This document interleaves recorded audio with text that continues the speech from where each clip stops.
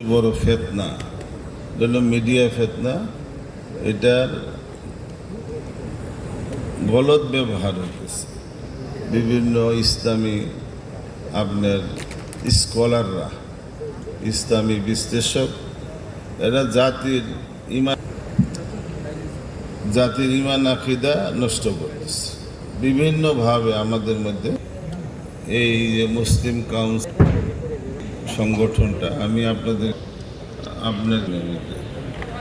আপনাদেরকেও এটা আল্লাহ পাক কালামে পাকের মধ্যে এটার একটা মূল নিতে বলে দিচ্ছে। যারা এই যে কদম চলো, বড়দের নকশ কদমে চলো, আল্লাহ পাক একদিন তোমাকে বড়দের কুর্সির মধ্যে তোমাকে বসে।